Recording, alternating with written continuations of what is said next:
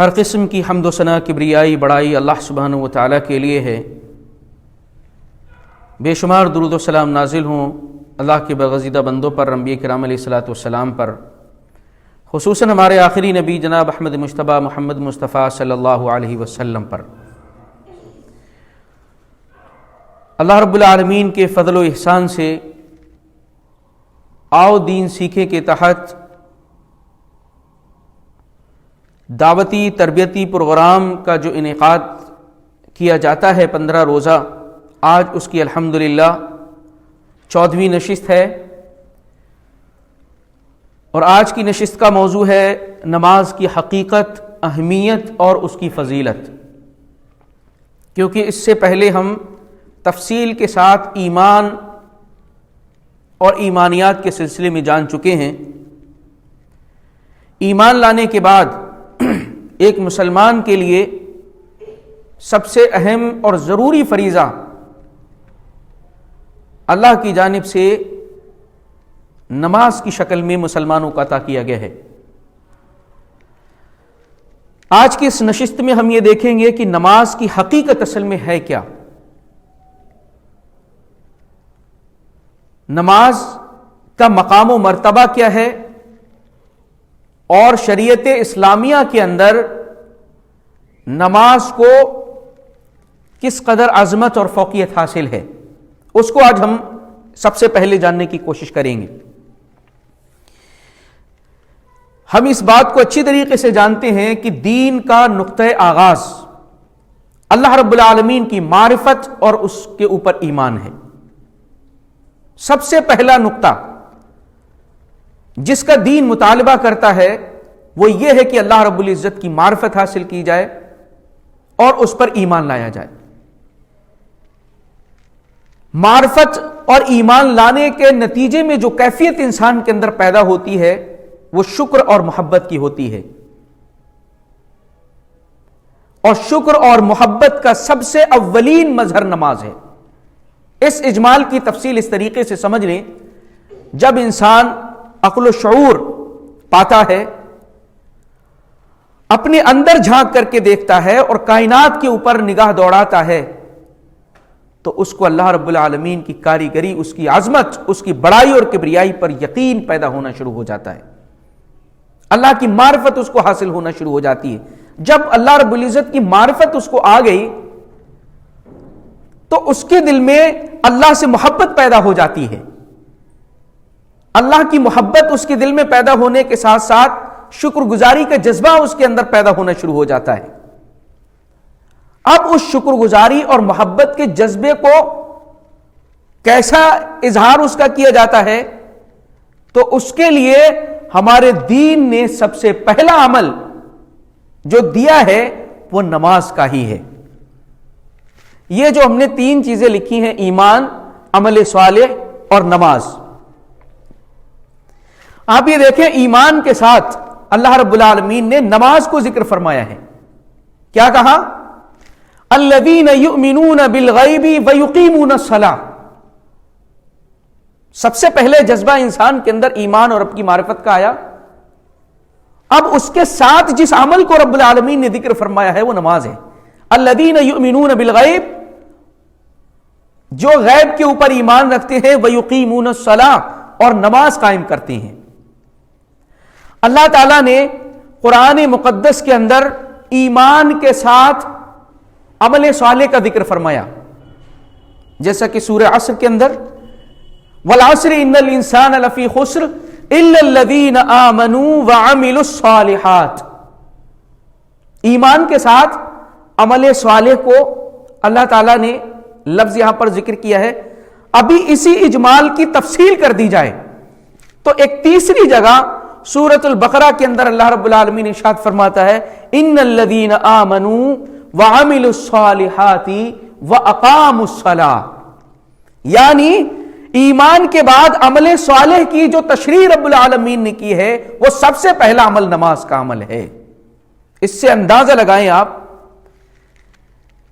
کہ اللہ کے اس دین میں نماز کا مقام کیا ہے، اور یہیں سے اس بات کو بھی آپ سمجھ لیجئے کہ جس قدر اللہ رب العالمین کی شکر گزاری اور اس سے محبت کا جذبہ انسان کے اندر پیدا ہوتا رہے گا، اسی اعتبار سے اس کا ایمان مضبوط ہوتا رہے گا۔ اگر کوئی شخص نماز کو ترک کر دیتا ہے، نماز کو ترک کر رہا ہے، اس کا مطلب یہ ہے کہ وہ اپنے ایمان اور معرفت کو کمزور کر رہا ہے، اس کے ایمان میں اور اللہ کی معرفت میں کمزوری پیدا ہو رہی ہے۔ اور دوسری طرف نماز شریعت اسلامیہ کا سرچشمہ ہے، کیونکہ سب سے پہلے ایمان کے بعد عملی زندگی میں جو عمل اللہ تعالیٰ نے جس کا مطالبہ کیا ہے وہ نماز ہے۔ نماز کے بعد دیگر اعمال اس کے بعد انسان اختیار کرتا ہے۔ نماز جس قدر انسان خشوع خضوع کے ساتھ شریعت اسلامیہ کے مطابق پڑھے گا، پابندی کے ساتھ پڑھے گا، جس طریقے سے اللہ رب العالمین نے مطالبہ کیا ہے ویسا پڑھے گا، تو اس کے ایمان میں جلا آتی رہے گی، اس کا ایمان بڑھتا رہے گا اور تازہ رہے گا۔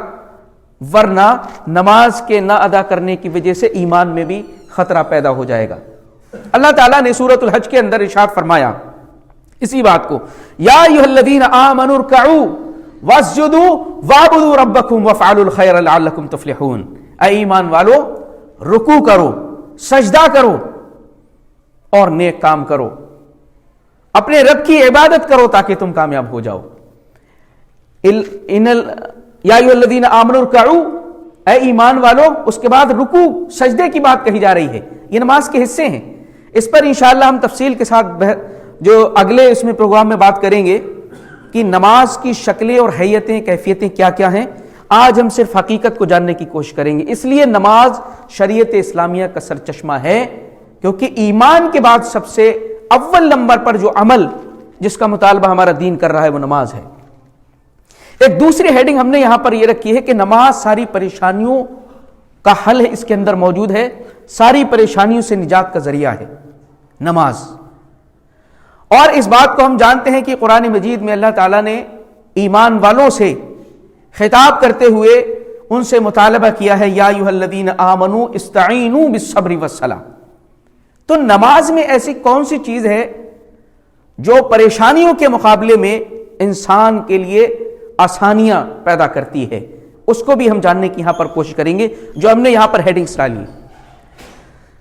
ہوتا کیا ہے، پیارے رسول صلی اللہ علیہ وسلم کی زندگی کا جب ہم مطالعہ کرتے ہیں تو ہمیں معلوم ہوتا ہے مکی زندگی کس قدر مشکلات و پریشانی کی زندگی رہی ہے۔ پیارے رسول کی مسلمانوں کے لیے سخت ترین دور رہا ہے۔ ایسے حالات میں اللہ تعالیٰ نے اپنے نبی کے لیے دو چیزیں ان حالات میں مقابلے کے لیے بیان فرمائی، استقامت کے ساتھ، صبر کے ساتھ نماز کی تعلیم اللہ رب العالمین نے دی۔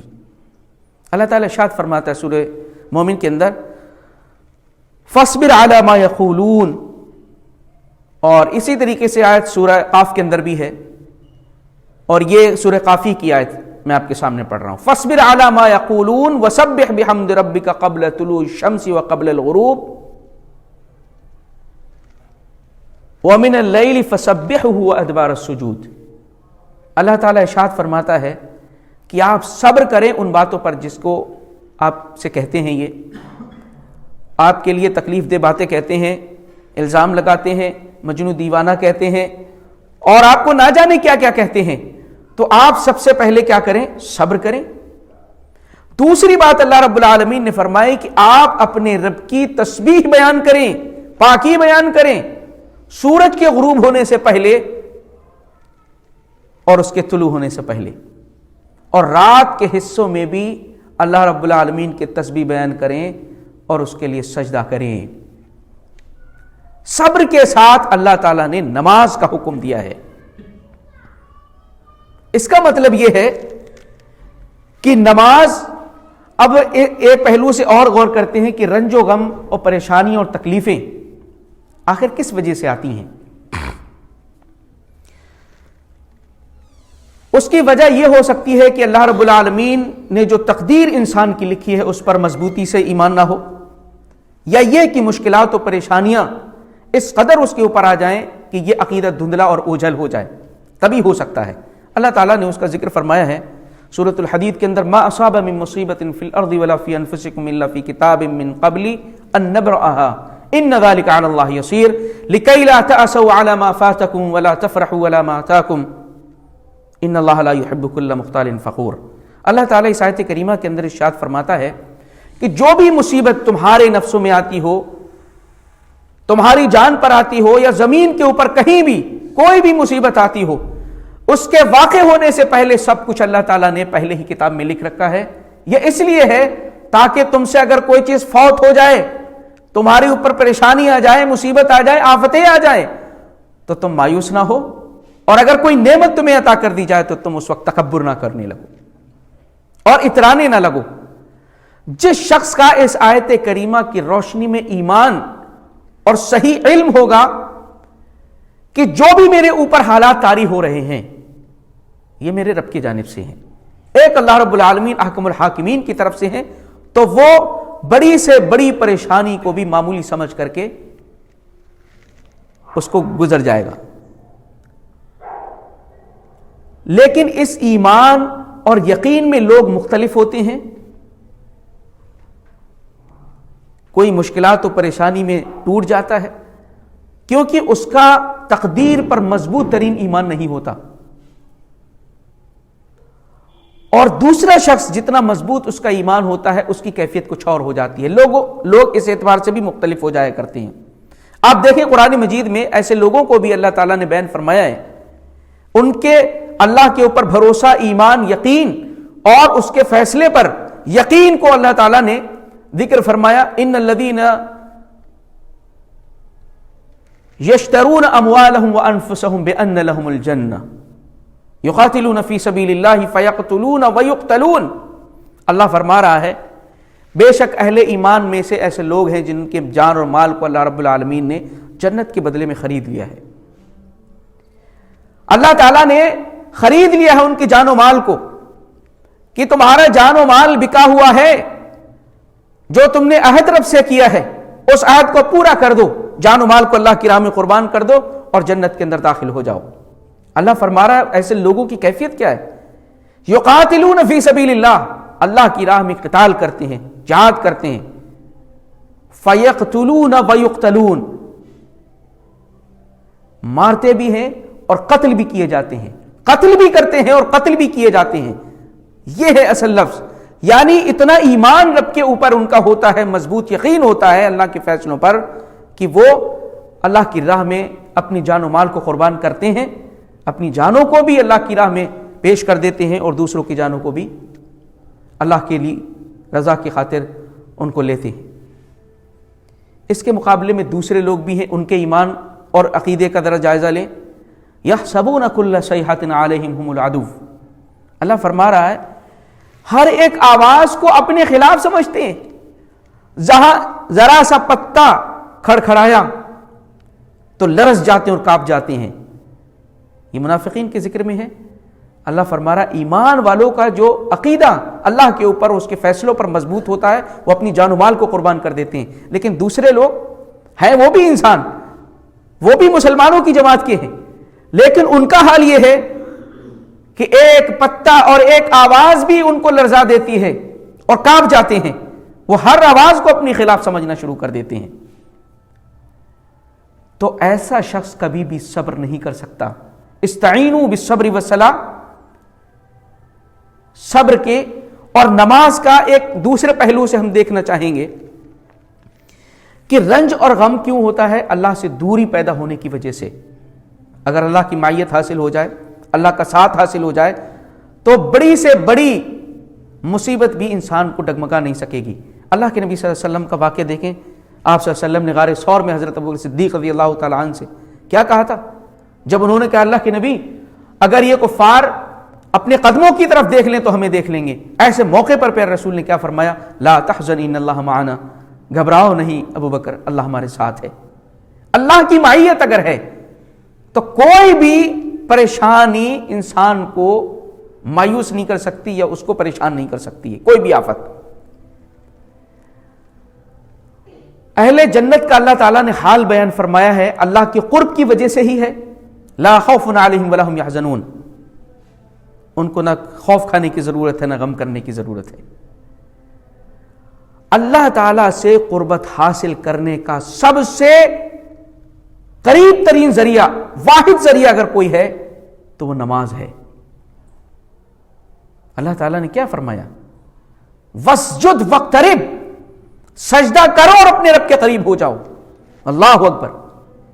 رب کی دوری پیدا ہونے سے بندے کو رنج اور تکلیف ہوتی ہے، رب سے قربت کا واحد ذریعہ اگر کوئی سب سے مضبوط ترین ہے تو وہ نماز ہے۔ وَاسْجُدْ وَاقْتَرِبْ، سجدہ کریے اور رب سے قریب ہو جائیے۔ گویا کہ سجدہ کرنے والا، نماز پڑھنے والا اپنے آپ کو اللہ کی پناہ میں دے دیتا ہے۔ نماز میں کھڑا ہونے والا، اسی لیے کان رسول اللہ صلی اللہ علیہ وسلم اذا حضبہ امر فصلی، جب بھی کوئی وقت آپ صلی اللہ علیہ وسلم کے اوپر مشکل آیا، پریشانیوں کا آیا، ہاں فوراً اللہ کے دربار میں کھڑے ہو گئے نماز کے لیے۔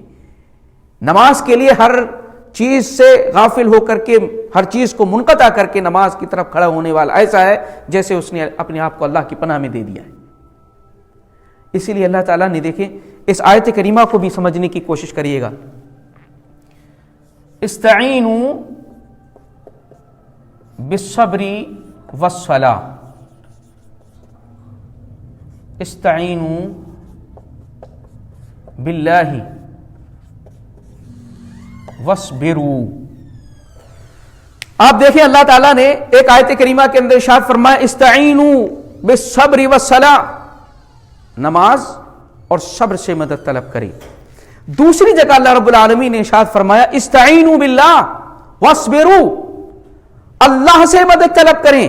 دیکھیے صبر یہاں پر آیا ہوا ہے، صبر یہاں آیا ہوا ہے، لیکن یہاں پر صلاۃ کی جگہ اللہ آیا ہوا ہے۔ صلاۃ کی جگہ اس آیت کریمہ کے اندر اللہ تعالیٰ نے خود اپنے آپ کو ذکر کیا ہے۔ اس کا مطلب یہ ہے کہ نماز میں کھڑا ہونے والا اپنے آپ کو رب کے سپرد کر دیتا ہے، اتنا قریب ہو جاتا ہے رب سے کہ اللہ تعالیٰ نے اس عمل کو یہاں سے ہٹا لیا۔ استعینوا باللہ واصبروا، استعینوا بالصبر والصلاۃ، صلاح کے مقام پر اللہ نے خود کو ذکر فرمایا ہے۔ اس کا مطلب یہ ہے کہ اللہ سے اتنا قریب ہو جاتا ہے کہ اب اسے کوئی پریشان ہونے کی ضرورت نہیں۔ اسی لیے اللہ تعالیٰ نے کہا نماز سے اور صبر سے مدد طلب کرو۔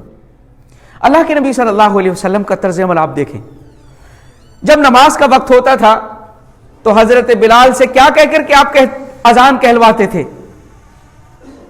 یا بلال اقم الصلاۃ ارحنا بہا، بلال ادھر آؤ، نماز قائم کرو اور ہمیں سکون پہنچاؤ، راحت پہنچاؤ۔ راحت حاصل کرنے کا پیارے رسول کا طریقہ کیا تھا؟ نماز کے لیے آپ بلال سے کہہ رہے ہیں تو کہہ رہے ہیں نماز قائم کرنے کے لیے اذان دو اور ہمیں سکون پہنچاؤ، راحت پہنچاؤ۔ اور آپ صلی اللہ علیہ وسلم نے ایک حدیث کے اندر کیا ارشاد فرمایا؟ جعلت قرۃ عینی فی الصلاۃ، میری آنکھوں کی ٹھنڈک نماز میں ہے۔ کتنا مضبوط ترین عمل ہے یہ۔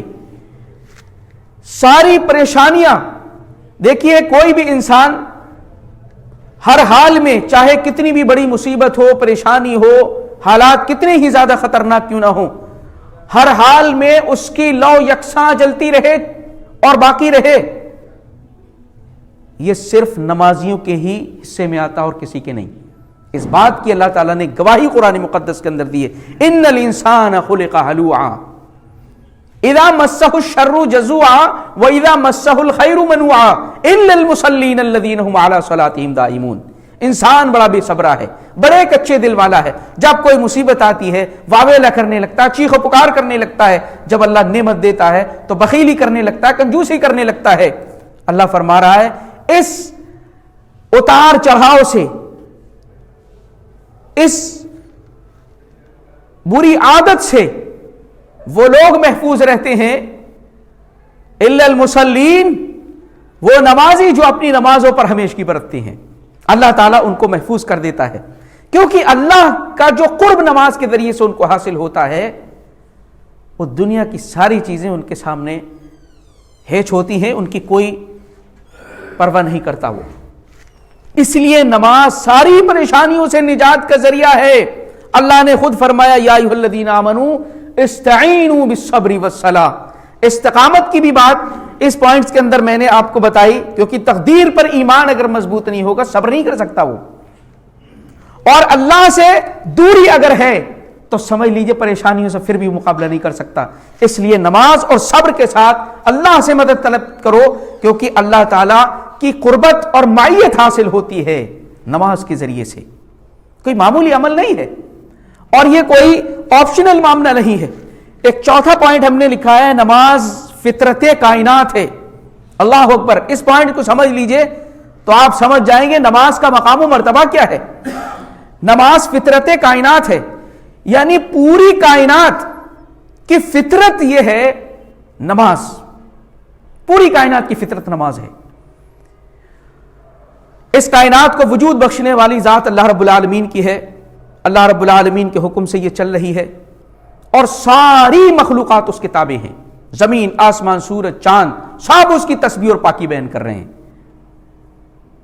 تسبح له السماوات السبع والارض ومن فیہن، اللہ فرما رہا ہے ساتوں آسمان اور زمین اللہ رب العالمین کی پاکی بیان کرتے ہیں۔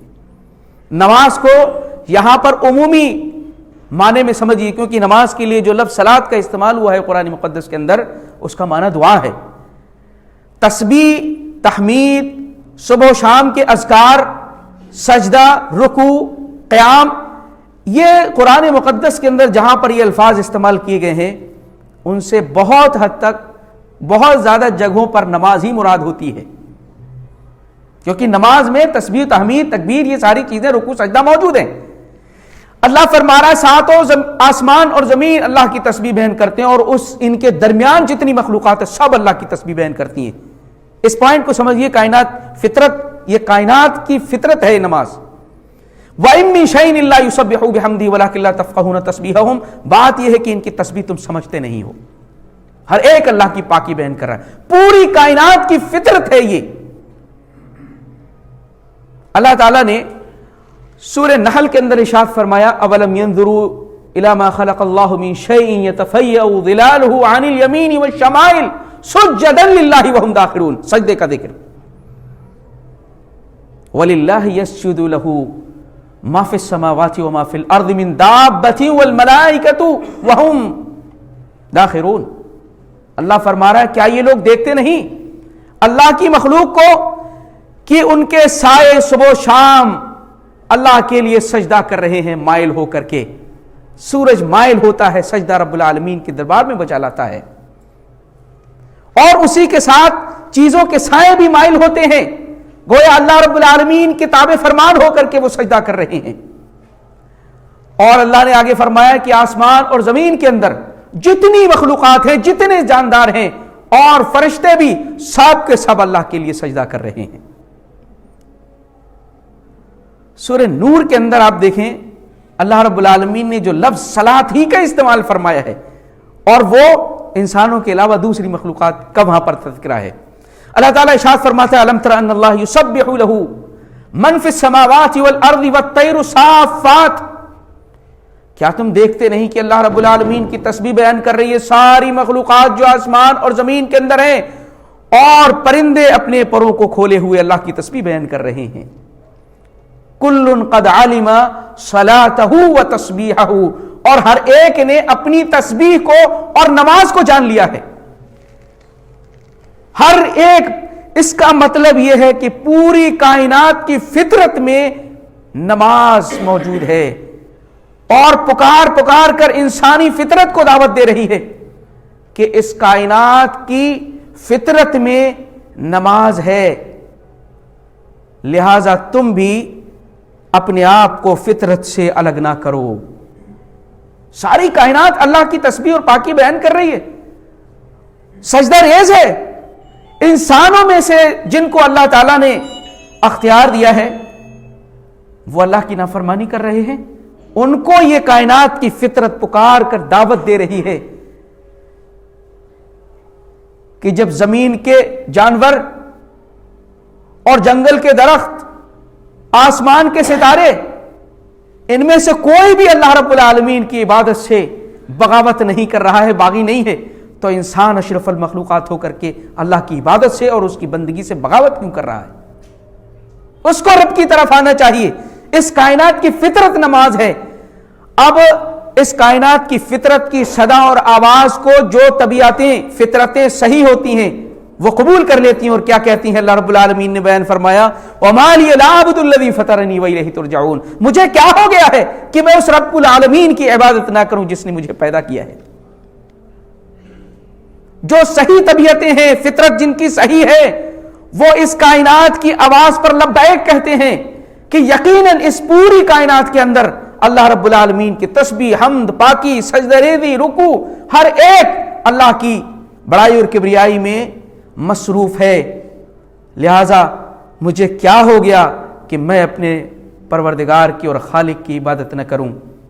لیکن اس کے مقابل میں جن کی طبیعتیں فاسد ہوتی ہیں، خراب ہوتی ہیں، اللہ فرما رہا ہے کہ وہ فطرت سے کٹ جاتی ہیں، کائنات کی فطرت سے کٹ جاتی ہیں۔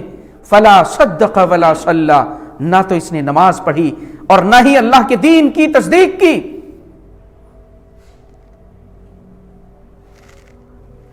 لہذا کائنات کی فطرت نماز ہے۔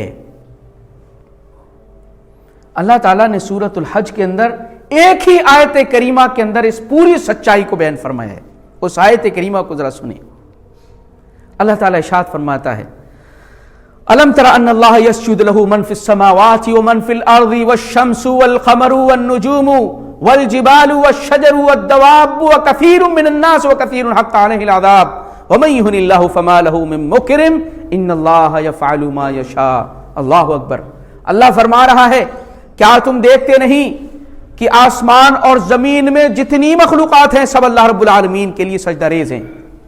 سورج، چاند، پہاڑ، ستارے، جاندار اور لوگوں میں سے بہت سارے لوگ بھی اللہ رب العالمین کی عبادت کر رہے ہیں، بندگی پر لگے ہوئے ہیں، لیکن بہت سارے ایسے ہیں جن پر اللہ کے عذاب ثابت ہو چکا ہے، یعنی وہ فطرت سے کٹ گئے۔ فطرت کائنات کی جس پر قائم ہے اس فطرت سے انہوں نے اپنے آپ کو الگ کر لیا اور اللہ کے عذاب کے مستحق بن گئے۔ لوگ بھی بہت سارے لوگ ایسے ہیں جو اس پوری کائنات کے ساتھ مل کر کے چل رہے ہیں، اس کی فطرت کے ساتھ مل کر کے چل رہے ہیں اور اللہ کی عبادت کر رہے ہیں، نماز ادا کر رہے ہیں۔ اور بہت سارے لوگ ایسے ہیں جو اللہ تعالیٰ کی اس کائنات کی فطرت سے انہوں نے اپنے آپ کو الگ کر لیا ہے۔ اور پھر جو شخص اپنے آپ کو کائنات کی فطرت سے الگ کر لے گا اس کا وجود بھی خطرے میں پڑ جائے گا، اس کو تباہ ہونے سے کوئی نہیں بچا سکتا۔ ایک بھیڑ گلے سے اگر الگ ہوتی ہے تو بھیڑیا کھا جاتا ہے، ایک شاخ اپنے تنے سے جدا ہوتی ہے تو خشک ہو جاتی ہے۔ یہ شخص جو اللہ کی نماز سے بغاوت کرتا ہے اور اس سے اعراض کرتا ہے، نماز کو چھوڑتا ہے، تو یہ شخص کائنات میں اس کے ساتھ کوئی نہیں ہے، یہ تنہا ہے، یہ بچ نہیں سکتا کسی بھی حال میں، یہ قطرہ بن کر کے جینا چاہتا ہے سمندر کے ہوتے ہوئے، اس لیے اس کا وجود تو مٹ کر کے رہے گا۔ اور یہی چوتھا پوائنٹ ہے آخری، نماز قوموں کی عدالت ہے۔ نماز اگر قائم کریں گی تو قومیں باقی رہیں گی، ورنہ اللہ کے عذاب کا شکار ہو کر کے ختم ہو جائیں گی۔ اللہ تعالیٰ نے اس کی بھی مثالیں قرآن مقدس کے اندر بیان فرمائی۔ بنی اسرائیل کا، یہودیوں کا معاملہ اللہ تعالیٰ نے سورۃ المائدہ کے اندر ذکر فرمایا ہے اور ان سے اس بات پر عہد لیا، وَإِذْ أَخَذَ اللَّهُ مِيثَاقَ بَنِي إِسْرَائِيلَ وَبَعَثْنَا مِنْهُمُ 12 نَقِيبًا وَقَالَ اللَّهُ إِنِّي مَعَكُمْ لَئِنْ أَقَمْتُمُ الصَّلَاةَ۔ اللہ فرما رہا ہے جس وقت کہ ہم نے بنی اسرائیل سے عہد لیا اور ہم نے ان میں 12 نقیب ان کے متعین کر دیے اور ان سے کہا کہ اللہ تمہارے ساتھ ہے، اللہ تمہارے ہر دکھ اور پریشانی میں اللہ کی مدد تمہارے ساتھ شامل حال ہے، لیکن تمہارے لیے شرط کیا ہے، لئن اقمتم الصلاۃ، اس وقت ہوگی اللہ کی مدد جب تم نماز قائم کرو گے۔ قرآن میں سورہ مریم کے اندر اللہ تعالیٰ نے چند انبیاء کے ذکر کرنے کے بعد اسی بات کا ذکر فرمایا ہے کہ فخلف من بعدهم خلف اضاعوا الصلاۃ واتبعوا الشہوات فسوف یلقون غیا۔ اللہ فرما رہا ہے ان انبیاء کے بعد، ان کے ساتھیوں کے بعد کچھ ایسے ناخلف لوگ پیدا ہوئے جنہوں نے نماز کو ضائع کر دیا اور اپنی شہوات کے پیچھے لگ گئے تو یقیناً وہ ہلاک اور تباہ ہونے والے ہیں۔ اللہ تعالیٰ نے بنی اسرائیل اور یہودیوں کو اس کا سبق سکھایا، اور اللہ فرما رہا ہے اس عہد کے توڑنے کی وجہ سے فَبِمَا نَقْضِهِمْ مِيثَاقَهُمْ لَعَنَّاهُمْ وَجَعَلْنَا قُلُوبَهُمْ قَاسِيَةً، اس عہد کو توڑنے کی وجہ سے جو ان سے کیا گیا تھا کہ اللہ کی مدد تمہارے ساتھ شامل حال رہے گی جب تم نماز قائم کرو گے، زکوٰۃ دو گے، تو انہوں نے اس کو توڑ دیا تو اللہ نے ان کے اوپر لعنت فرمائی اور ان کے دلوں کو سخت کر دیا۔ ہدایت اب ان دلوں کے قریب نہیں بھٹک سکتی ہے۔ اور یہی معاملہ بنی اسماعیل کے ساتھ ہوا ہے۔ حضرت ابراہیم علیہ السلام نے اپنی ذریت اور اولاد کو خانہ کعبہ کے پاس بسایا تو رب سے کیا دعا کی؟ ربنا انی اسکنت من ذریتی بواد غیر ذی زرع عند بیتک المحرم ربنا لیقیموا الصلاۃ، اللہ تو گواہ ہے اس بات پر میں اپنی اولاد کو، ذریت کو تیرے گھر کے پاس اس لیے بسا رہا ہوں جہاں پر کوئی عیش و آرام کے رہنے سہنے کا کوئی بظاہر انتظام موجود نہیں ہے، لیکن میں اپنی اولاد کو یہاں اس لیے بسا رہا ہوں ربنا لیقیموا الصلاۃ، میرے پروردگار تاکہ یہ نماز قائم کریں، نماز قائم کریں۔ اس مقصد سے، اور یہی مقصد تھا بنی اسماعیل کے کہ اس کو قائم رکھتے۔ وَإِذْ جَعَلْنَا الْبَيْتَ مَثَابَةً لِلنَّاسِ وَأَمْنًا وَاتَّخِذُوا مِن مَّقَامِ إِبْرَاهِيمَ مُصَلًّى وَعَهِدْنَا إِلَىٰ إِبْرَاهِيمَ وَإِسْمَاعِيلَ وَإِسْحَاقَ، اللہ فرما رہا ہے اس کے بعد ہم نے کیا کہا؟ اس اللہ کے گھر کو پاک رکھو رکوع کرنے والوں کے لیے، قیام کرنے والوں کے لیے، سجدہ کرنے والوں کے لیے، لیکن اس حساب سے غافل ہو گئے وہ، اور ان کی بھی سرداری گئی اور یہودیوں کی سرداری گئی۔ قومیں باقی رہیں گی جب تک نماز قائم کرتی رہیں گی۔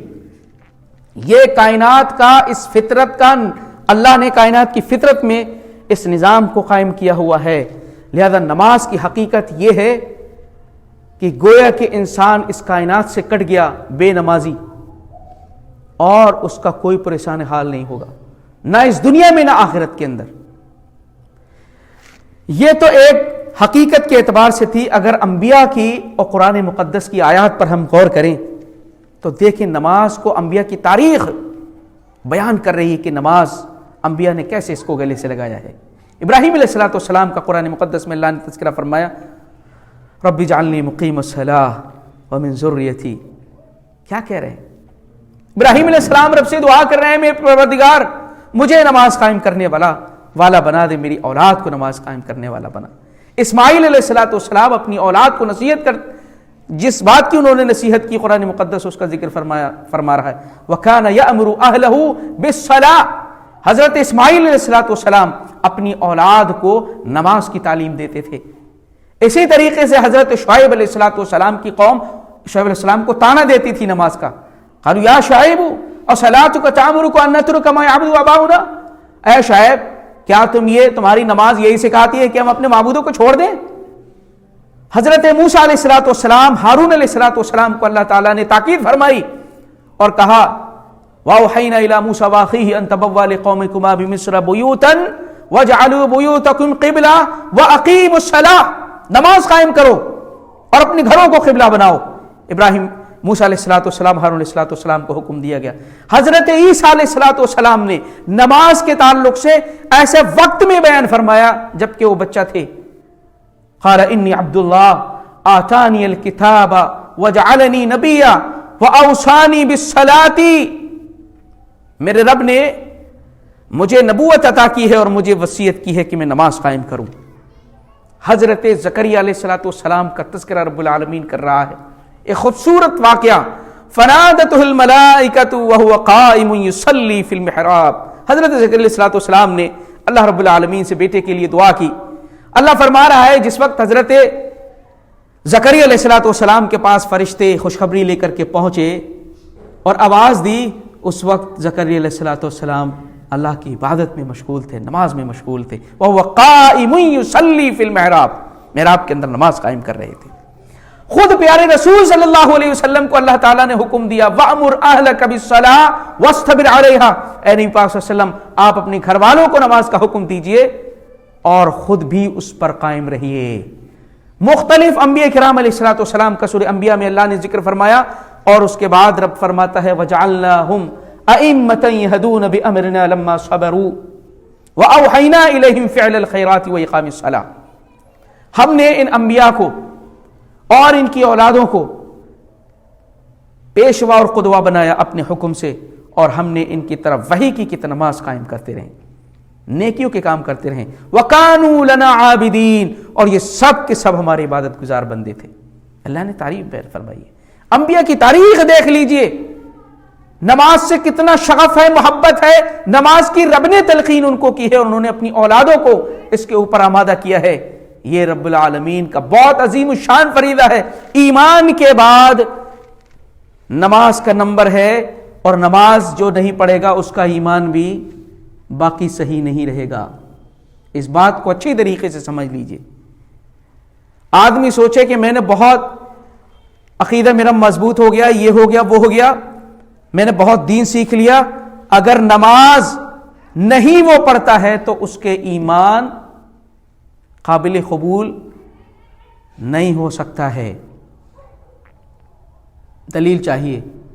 अल्लाह के नबी सल्लल्लाहु अलैहि वसल्लम ने इरशाद फरमाया, बैनल अब्दी व बैनल कुफ्री तर्कुस सलाह।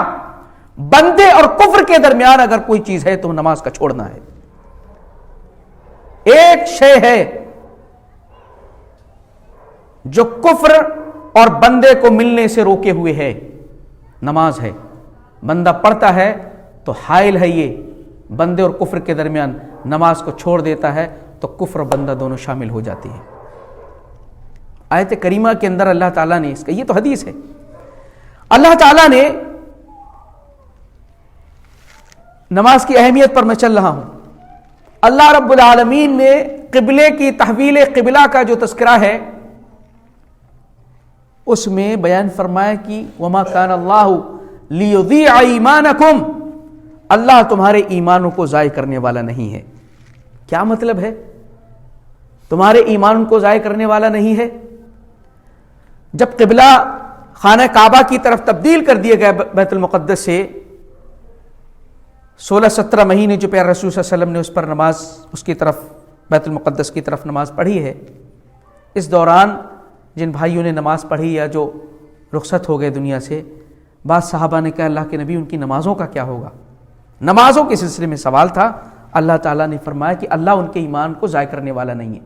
इस आयत करीमा का मफ़हूम यह है कि जो नमाज नहीं पढ़ता उसका समझ लीजिए ईमान भी नहीं है। अल्लाह फरमा रहा है तुम्हारी नमाजों को, तुम्हारे ईमान को ज़ाय रब नहीं करेगा।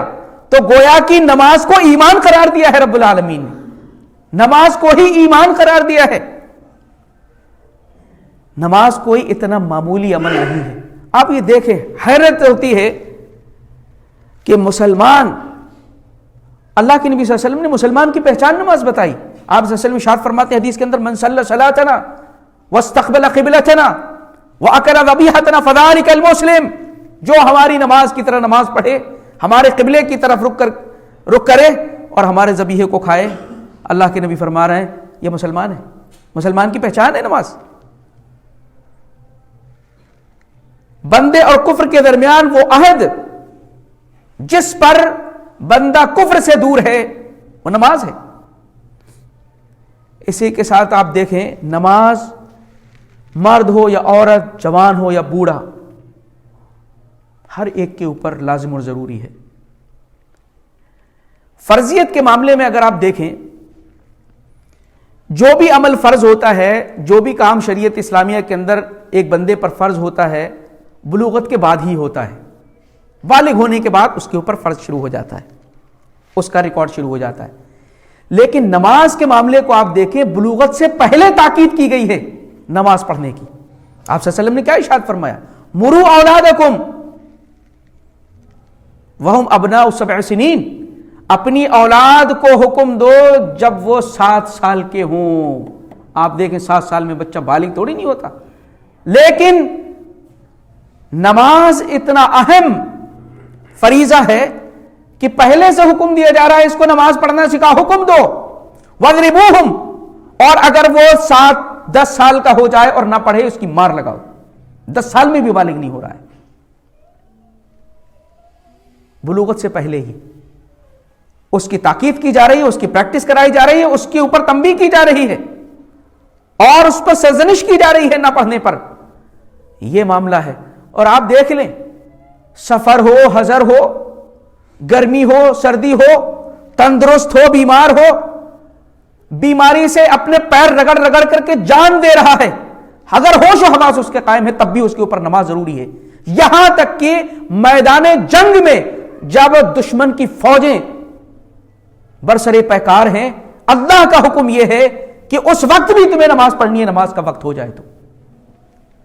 نماز، دشمن سے جنگ چل رہی ہے، نماز کا وقت ہو گیا، اللہ کا حکم ہے کہ ایک جماعت پیچھے ہٹ کر کے ایک گروہ وہاں پر نماز قائم کرے. اس کو آپ صلی اللہ علیہ وسلم نے حدیث کی روشنی میں کئی طریقے سے پڑھا ہے. ایسی حالت میں بھی نماز معاف نہیں ہے، کسی بھی شکل میں معاف نہیں ہے نماز. یہ مقام ہے ہمارے دین کے اندر نماز کا. اور اسی کے ساتھ اللہ کے نبی صلی اللہ علیہ وسلم نے اس کی فضیلت بھی آپ دیکھیں. آپ صلی اللہ علیہ وسلم نے ایک مثال کے ذریعے سے سمجھایا کہ نماز گناہوں کو کیسے دھوتی ہے. آپ صلی اللہ علیہ وسلم نے ارشاد فرمایا کہ تمہارا کیا خیال ہے، کوئی شخص ہے جس کے گھر کے پاس سے نہر جا رہی ہے اور وہاں پر رہنے والا ایک دن میں 5 بار غسل کرتا ہے. هل يبقى من درنه شيء؟ کیا ایسے شخص کے بدن پر کوئی میل باقی رہے گا؟ صحابہ نے کہا اللہ کے نبی کچھ بھی نہیں. آپ صلی اللہ علیہ وسلم ارشاد فرماتے ہیں فذلك مثل الصلوات الخمس، یہی 5 وقت کی نمازوں کی مثال ہے. اللہ تعالیٰ ان نمازوں کے ذریعے سے اس کے گناہوں کو ختم کر دیتا ہے، مٹا دیتا ہے. صغیرہ گناہ ختم ہو جاتے ہیں. ایک نماز اور دوسری نماز کے درمیان جو صغیرہ گناہ ہوتے ہیں، آپ صلی اللہ علیہ وسلم دوسری بات میں فرماتے ہیں وہ گناہ معاف ہو جاتے ہیں. ایک نماز سے دوسری نماز کے بیچ کا جو وقت ہے اس میں صغیرہ گناہ جو ہوتے ہیں وہ معاف ہو جاتے ہیں. ایک جمعے اور دوسرے جمعے کے درمیان جو وقفہ ہے اس میں جو صغیرہ گناہ ہوتے ہیں وہ معاف ہو جاتے ہیں. ایک رمضان اور دوسرے رمضان کے بیچ میں جو گیپ ہے اس میں صغیرہ گناہ ہوتے ہیں، وہ سارے کے سارے دھل دیے جاتے ہیں. نماز کی برکت یہ ہے کہ اللہ تعالیٰ اس کو گناہ اس کے دھلتے رہتا ہے. اللہ تعالیٰ نے قرآن مقدس کے اندر دیکھیں نماز کا کتنا سخت ترین معاملہ ہے. کفار سے قتال کی بات کہی، فَاقْتُلُوا الْمُشْرِكِينَ حَيْثُ وَجَدتُّمُوهُمْ وَخُذُوهُمْ وَاحْصُرُوهُمْ وَاقْعُدُوا لَهُمْ كُلَّ مَرْصَدٍ فَإِن تَابُوا وَأَقَامُوا الصَّلَاةَ. ان سے قتال کرو، لڑو، ان کا پیچھا کرو. ہاں اگر یہ توبہ کر لیں اور نماز قائم کریں، فَخَلُّوا سَبِيلَهُمْ، ان کے راستے کو چھوڑ دو. فَإِخْوَانُكُمْ فِي الدِّينِ، یہ تمہارے بھائی، چھوڑ دو. نماز کا معاملہ اتنا آسان نہیں. اور آپ صلی اللہ علیہ وسلم نے جو 5 وقت نمازیں ہیں ان میں سے کچھ نمازوں کی ایسی اہمیت بیان فرمائی ہے اور اس کو چھوڑنے کی ایسی برائی بیان فرمائی ہے، منافقین سے تشبیہ دی ہے. عصر کی نماز کے سلسلے میں اللہ کے نبی صلی اللہ علیہ وسلم ارشاد فرماتے ہیں جس شخص کی نماز عصر چھوٹ گئی، الذی تفوتہ الصلاۃ، صلاۃ العصر، جس کی عصر کی نماز چھوٹ گئی، فکأنما وتر اہلہ ومالہ، اس کے اہل و عیال، اس کا مال سب تباہ و برباد ہو گیا. مسلمان خوش ہے، مسلمان اپنی زندگی میں مگن ہے، اس کو پتہ نہیں کہ اللہ تعالیٰ نے نماز کے ذریعے سے کیا مطالبہ کیا ہے.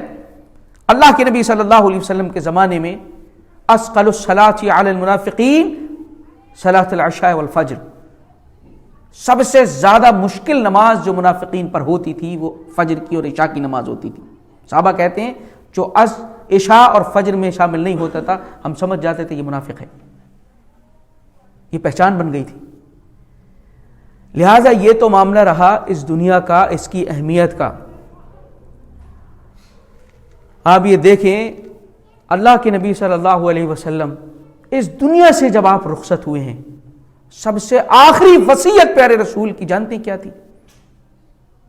الصلاۃ وما ملکت ایمانکم. مسلمانوں نماز کا خیال رکھنا، نماز نہ چھوڑنا، نماز ترک نہ کرنا، غلاموں کا خیال رکھنا، نماز کا خیال رکھنا. آپ اس دنیا سے رخصت ہو رہے ہیں، آخری وصیت فرما رہے ہیں امت کو نماز کے سلسلے میں. لیکن امت سمجھ رہی ہے کہ ساری چیزیں یہ سب ایسے ہی ہے للٹم. نہ اس کی حقیقت کو سمجھا مسلمان نے، نہ اس کی اہمیت کو جانا. سب سے پہلا سوال آخرت میں نماز کے سلسلے میں ہوگا، سب ہمیں معلوم ہے۔ آخر یہ کیا وجہ ہے؟ اول ما یحاسب بہ علیہ العبد الصلاۃ، سب سے پہلا سوال نماز کے سلسلے میں ہے۔ اگر نماز صحیح ہو گئی، کیا ہے؟ فَإِذَا صَلُحَتْ وَإِن صَلُحَتْ فَقَدْ أَفْلَحَ وَأَنجَحَ، اگر نماز درست نکلی تو کامیاب ہو گیا۔ وَإِن فَسَدَتْ خَابَ وَخَسِرَ، اگر یہی ناتمام نکلی تو وہ برباد ہو گیا، ناکام ہو گیا۔ نماز کوئی معمولی امر نہیں ہے۔ سب سے پہلے ایمان کے بعد اگر کوئی عمل بندے کا اللہ سے محبت اور شکر گزاری کے جذبے کے تحت ہماری شریعت نے جس کی تلقین فرمائی ہے وہ نماز ہے، اور نماز نہیں پڑھنے سے آگے کے بھی سارے راستے جو نیکیوں کے ہیں وہ بند ہوتے ہیں۔ لہذا نماز کسی بھی حال میں انسان پر معاف نہیں ہے جب تک کہ ہوش و حواس قائم ہے۔ آپ صلی اللہ علیہ وسلم کے پاس ایک صحابی آئے تو آپ صلی اللہ علیہ وسلم نے اپنی مجبوری انہوں نے ظاہر کی، آپ نے فرمایا کہ کھڑے ہو کر پڑھ لو، کھڑے ہو کر نہیں پڑھ سکتے بیٹھ کر کے پڑھ لو، بیٹھ کر نہیں پڑھ سکتے اعلیٰ جنبک اپنے پہلو کے بل پڑھو، لیکن نماز نہیں چھوڑ سکتے تو کسی بھی حال میں۔ اور جماعت کے سلسلے میں آپ صلی اللہ علیہ وسلم نے کیا بیان فرمایا؟ مساجد میں اذان ہو جاتی ہے، دیکھیے یہ بہت بڑا سسٹم ہے۔ نماز یہ چیزیں شروع سے میں لے کر کس لیے چل رہا ہوں، یہ صرف ابھی اس کی اہمیت اور حقیقت ہی ہے، لیکن نماز کو قائم کرنے کے لیے شریعت نے کیا پابندیاں لگائی ہیں، کیا کیفیتیں دی ہیں، ان کی کیا حکمتیں ہیں، وہ انشاءاللہ اگلے درس میں ہم دیکھنے کی کوشش کریں گے۔ کیفیتیں کیا ہیں؟ نماز قبل الصلاۃ، نماز سے پہلے کیا کیا چیزیں ضروری ہیں؟ بدن، کپڑے کی طہارت، بدن کی طہارت، وضو ہے، تیمم ہے، مسجد ہے، یہ سترہ ہے، ستر ہے، یہ ساری چیزیں اس پر حدود متعین کی ہے شریعت نے، قاعدے قوانین لگائے ہیں۔ اب کوئی شخص ہے اپنی مرضی سے الٹا پڑھے جاتا ہے تو اس کی بھی شریعت میں اجازت نہیں ہے۔ نماز کائنات کی فطرت ہے، لیکن ہمارے نبی نے جو نماز ہمیں سکھائی ہے وہ ایک سسٹمیٹک ہے، ایک طریقے پر ہے، اصول و ضابطوں کے مطابق ہے، اللہ کے فرامین کے مطابق اس کی شکل دی گئی ہے۔ اور آپ نے اس سلسلے میں فرمایا کہ صلو کما رأیتمونی اصلی، نماز ویسے پڑھو جیسے تم مجھے پڑھتے دیکھتے ہو۔ اس لیے طریقہ بھی پیر رسول کا ہی ہونا چاہیے، یہ طریقہ نہیں آیا ہے آج۔ کیفیت کیا ہے؟ اس میں حرکات و سکنات کس طریقے سے ہوتی ہیں، اس کا ذکر انشاءاللہ اگلے درس میں آئے گا۔ ہم نے آج یہ دیکھا ہے نماز کی حقیقت اور اس کی اہمیت اور فضیلت کے سلسلے میں بہت ہی بلند مقام ہے۔ انسان کٹ جاتا ہے اس کائنات سے نماز کو ترک کر کے۔ اور اللہ کے نبی صلی اللہ علیہ وسلم اپنی خواب کا ذکر فرماتے ہیں کہ ایک شخص کا سر کو پتھر سے کچلا جا رہا ہے، اس کا جرم کیا ہے؟ آپ صلی اللہ علیہ وسلم نے ارشاد فرمایا کہ یہ وہ شخص ہے جس نے قرآن مجید کو یاد کیا اور بھول گیا، وَيَنَامُ عَنِ الصَّلَاةِ الْمَكْتُوبَةِ، اور فرض نماز چھوڑ کر کے سو جاتا تھا۔ اس کا انجام یہ ہے کہ اس کا سر کچلا جا رہا ہے۔ بہت ساری احادیث اس سلسلے میں موجود ہیں جس میں آپ نے ڈرایا بھی ہے، دھمکایا ہے۔ کفار سے قیامت کے دن جہنم میں جب وہ پڑے ہوں گے ان سے پوچھا جائے گا ما سلککم فی سقر، ارے جہنم میں کس وجہ سے آئے ہو تم؟ سب سے پہلی وجہ کیا انہوں نے بیان کی ہے؟ لم نکو من المصلین، ہم نماز نہیں پڑھتے تھے۔ کیونکہ نماز اس کائنات کی فطرت ہے، اور جو کائنات کی فطرت سے کٹ گیا اس کا ٹھکانہ پھر جنت نہیں ہو سکتا ہے، اس کا انجام بہت خطرناک ہو۔ سب سے پہلی وجہ جہنم میں جانے کی وہ بتا رہے ہیں لم نکو من المصلین، ہم نماز نہیں پڑھتے تھے۔ باقی اور بھی وجوہات بتائیں لیکن پہلی وجہ یہ بتائی ہے۔ نماز کا معاملہ انتہائی سنگین ہے، لیکن امت کی حالت کو اگر دیکھا جائے، دین کو جو تھوڑا بہت سمجھ بھی گئے ہیں، کوشش بھی کر رہے ہیں، لیکن نماز کے سلسلے میں جو سستی ہے، کاہلی ہے، غفلت ہے، غفلت اور سستی والوں کے لیے بھی اللہ تعالیٰ نے ذکر کیے، یہ منافقین کی علامتیں ہیں۔ فویل للمصلین الذین هم عن صلاتهم ساہون، بربادی ہے ایسے نمازیوں کے لیے جو اپنی نمازوں سے غافل ہیں، سستی برتتے ہیں۔ وَإِذَا قَامُوا إِلَى الصَّلَاةِ قَامُوا قُسَالَىٰ، اللہ فرما رہا ہے یہ منافقین جب نماز کے لیے کھڑے ہوتے ہیں تو سستی اور کاہلی سے کھڑے ہوتے ہیں۔ وما منعهم ان تقبل، اللہ فرما رہا ہے ان کے صدقات بھی ہم قبول کرنے والے نہیں ہیں، ان کی نمازیں بھی قبول کرنے والے نہیں ہیں ان منافقین کی، کیونکہ یہ سستی اور کاہلی سے پڑھتے ہیں لیکن سستی اور کاہلی کا وجود بھی سمجھ لیجئے عمل کی بربادی کا سبب ہے وہ۔ لہٰذا چند چیزیں آپ کے سامنے ذکر کی گئی ہیں اس تعلق سے۔ اللہ رب العزت مولا کریم نے عمل کی توفیق عنایت فرما اور ہم سب کو نماز کی پابندی کرنے کی توفیق عنایت فرما۔ انشاءاللہ اگلا جو درس ہوگا اس میں نماز کی کیفیت پر ہم بات کریں گے اور نماز سے پہلے کیا کیا چیزیں ضروری ہیں اس کی طرف۔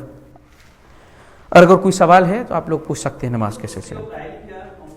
سستی اور کاہلی میں دیکھیے یہ ہے کہ انسان، دیکھیے نماز، فرض نمازوں کا وقت اللہ نے مقرر کیا ہے، اس کا انشاءاللہ تفصیل اگلے درس میں آئے گی۔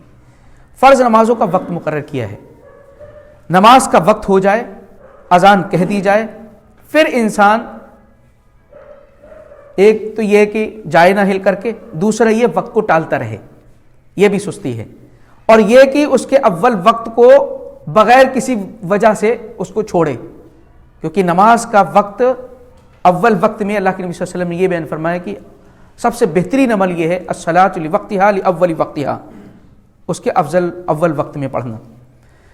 اور سستی میں یہ بھی آتا ہے کہ انسان ٹال جائے، کہیں مجلس میں بیٹھا ہوا ہے چھوڑ دیا نماز کو، ویسے پڑھتا ہے لیکن اب بیٹھا ہوا ہے، ارے کوئی نہیں جا رہا میں بھی نہیں جا رہا، تو بہت ساری شکلیں سستی اور کاہلی کی ہو سکتی ہیں۔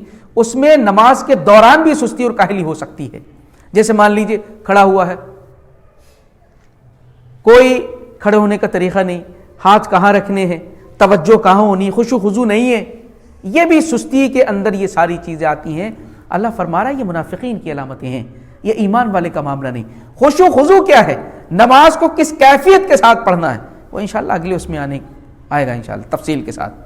ابھی تو صرف اہمیت اور حقیقت سمجھ لیجئے کہ اس کے بغیر انسان کو کامیابی حاصل ہونے والی نہیں ہے، کیونکہ ایمان ہی اس نماز سے مضبوط اور قائم رہے گا، ورنہ اسی کے اندر گراوٹ آتی رہے گی، کمزوری آتی رہے گی، اور ایسا بچے گا کسی کام کا نہیں رہے گا۔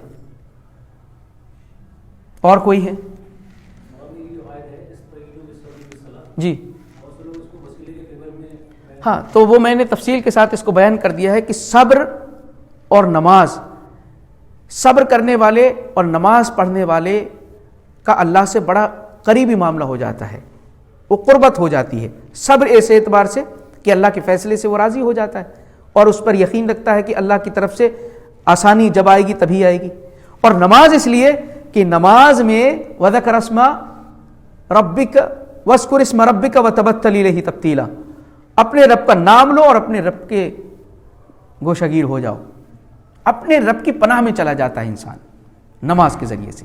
اس لیے وہ کوئی ایسا نہیں ہے، وسیلہ اس وقت ہو سکتا تھا اس کا، کوئی کہتا صبر میری مدد فرما، نماز میری مدد فرما، نماز میرا کام یہ بنوا دے، صبر میرا کام یہ بنوا دے، تب تو یہ وسیلہ ہو رہا ہے، لیکن وہ تو ایک عمل ہے، عمل کی طرف اللہ رہنمائی کر رہا ہے۔ یہ عمل اگر آپ کریں گے تو اللہ سے قربت آپ کی ہوگی اور مصیبتوں پہ آپ ٹھہر پائیں گے اور مشکلیں آپ کو پریشان نہیں کر سکتی ہیں۔